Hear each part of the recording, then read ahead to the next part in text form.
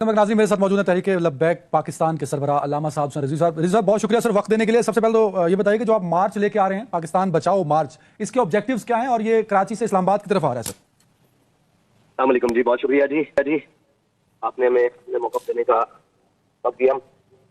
हम पाकिस्तान बचाओ मार्च तहरीक लब्बैक पाकिस्तान इस वक्त अपने काफिले के साथ रवां दवा है और इसकी मंजिल ये है कि कौम को रिलीफ दिलवाना है।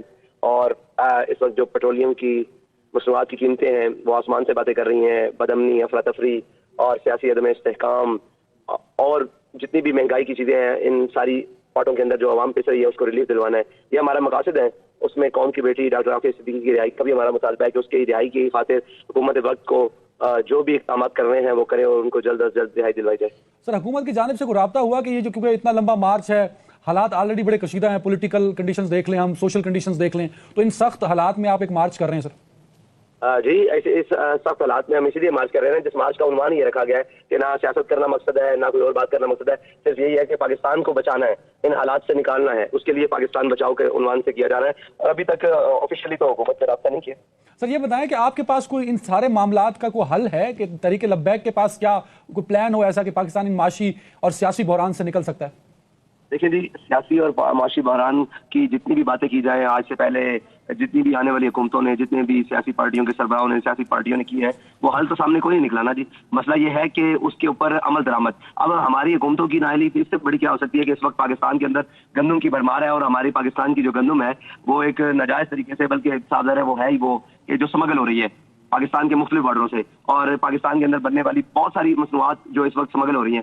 तो अगर इन चीज़ों को करना है तो आप नहीं रोक सकते, तो इनको कम से कम रेगुलाइज तो कर दें ताकि कौम पाकिस्तान को कोई रेवेन्यू तो इकट्ठा हो, कोई चीज़ तो आए। लेकिन बिल्कुल बेसी है, इससे ज़्यादा इनकी नाली क्या हो सकती है। और दूसरी बात यह है कि आप देखिए पाकिस्तान जिन चीज़ों को आज से कितने साल हो गए, कितनी दहाइयाँ हो गई हैं उसकी नाम के इंपोर्ट कर रहा है पाकिस्तान उन चीज़ों की, लेकिन आज तक उनकी स्मॉल इंडस्ट्रीज के बारे में या उन चीज़ों के बारे में पाकिस्तानी हुकूमतों ने अभी तक कोई अमली इक़दाम नहीं किए। बल्कि यहाँ तो गवर्नर स्टेट बैंक को अब उनकी मर्जी से, IMF की मर्जी से लगाया जा रहा है और आए दिन IMF की शराइत, तो ये कह रहे हैं कि IMF के जाने के अलावा हमारे पास हल कोई नहीं है, तभी पाकिस्तान चल सकता है। सवाल ये है कि क्या IMF के पास जाने के बाद भी पाकिस्तान चल रहा है? नहीं चल रहा। कौम महंगाई में उसी तरह पिस रही है। अगर IMF के पास जाने के बाद कौम को IMF के अलावा ऑप्शन कोई नहीं ना पाकिस्तान के पास, डॉलर नहीं होंगे तो इंटरनेशनल ट्रेड भी नहीं होगा, इकोनॉमी बेहतर नहीं होगी, तो आखिरी सहारा तो IMF ही है ना सर?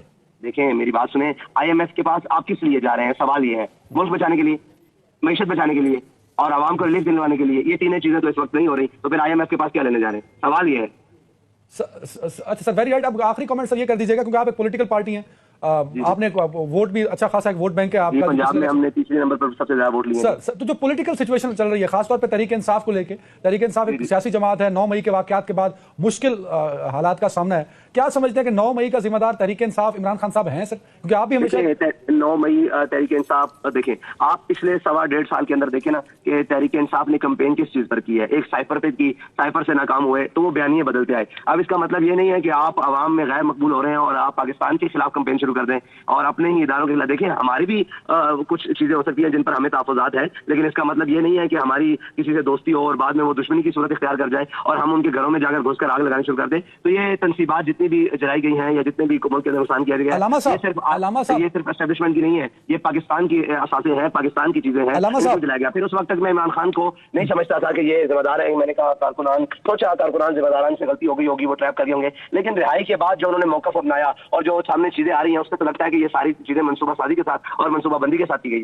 अच्छा अल्लामा साहब एक कमेंट कीजिएगा, आपके वालिद ग्रामी अल्लाह ने जन्नत में जगह अता फरमाए सर, आपके वालिद ग्रामी भी बहुत बड़ा एक लाओ लश्कर लेके हमेशा ट्रैवल किया करते थे, लॉन्ग मार्च फिर धरना।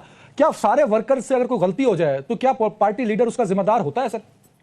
सर नहीं होता, लेकिन उसको कोई रास्ता तो निकालना चाहिए ना। जैसे कि हमारे बहुत सारे साथियों से किसी भी वक्त कोई चीजें ऐसी सामने आ गई जिनके ब्लेम पार्टी पर आता है तो हम उनको कहते हैं कि नहीं है, हमारा मौक़िफ़ नहीं है। हमारा ये मौक़िफ़ है कि हम मुल्क के साथ खड़े हैं, वतन के साथ खड़े हैं। देखें भाई, हमने सियासत करनी है या जो भी करना है, हुकूमत बनानी है या वक्त आने पर सूबाई हुकूमतें बनानी है, जो भी करना है, हम मुल्क की बेहतरी के लिए सोच रहे हैं। तो ये तो नहीं हो सकता कि हम इस मुल्क की बुनियाद के खिलाफ खड़े होकर और इस मुल्क की सारी चीजें, आपने देखा पाकिस्तान के अंदर इतना बड़ा क्राउड, इतने बड़े लोग लेकर, अभी भी हम कराची से निकलकर इस वक्त तकरीबन मीरपुर खास के पास पहुंच चुके हैं। تو ایک پتہ بھی نہیں ٹوٹا. دیکھیں اب ہم اگر اشارہ دیں گے قوم کو تو عوام تو کل نام ہے, ان کو تو معلوم نہیں ہے, وہ تو اشارے کے منتظر ہوتے ہیں, وہ تو لیڈرز کے پیچھے چلتے ہیں, وہ تو ایک جناب آنکھیں بند کر کے ہر ایک پارٹی کا لیڈر ان کے لیے سربراہ ہوتا ہے. تو اس کو چاہیے نا کہ اپنی چیزوں کو ذمہ داری اور احساس کا تقاضا یہ رکھے کہ کمپین ایسی نہ کرے جو کل گلے پڑ جائے, یا ایسی طرف ان کو نہ لے کے جائے جو بند گلی ہو. تو میرے خیال سے یہ ساری چیزوں کا اس وقت تک تو نہیں تھا, لیکن بعد جانے کے بعد جو ریئیکشن دیکھا ہے اس کے بعد یہ لگتا ہے کہ منصوبہ سازی سے کی گئی تھی. Very right. علامہ صاحب آخری سوال ہے کہ آپ کیا سمجھتے ہیں جو سیاسی بحران ہے اس وقت پاکستان کا بطور پولیٹیکل پارٹی کے سربراہ,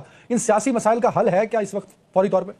مجھے آپ یہ پہلے بتائیں کہ سیاسی مسائل تو 9 مئی سے پہلے تھے, اب تو یہ ریاستی مسائل بن گئے ہیں نا, اب تو یہ قومی مسائل بن گئے ہیں. سیاسی مسائل تو اس وقت تک تھے جب سیاست کے اندر بات تھی. آپ سمجھتے ہیں کہ اس وقت بات سیاست کے اندر تک ہے, اس وقت تو بات گھروں تک چلی گئی ہے, اور اس وقت تو بات اندرون خانہ اداروں تک چلی گئی ہے, اس وقت تو بات عدلیہ کی جو جنگلیں ہیں ان کو پھلانگنے تک چلی گئی ہے. سر ویری رائٹ, ویری رائٹ. بات سیاست سے نکل کر ریاست تک آ گئی ہے, تو آپ ریاست بچائیں گے تو اس پاکستان میں زندہ رہیں گے نا, ورنہ پاکستان ہے آپ نے دریا کو کوزے میں بند کر دیا کہ معاملہ سیاست سے نکل کر ریاست تک پہنچ گیا. بہت شکریہ.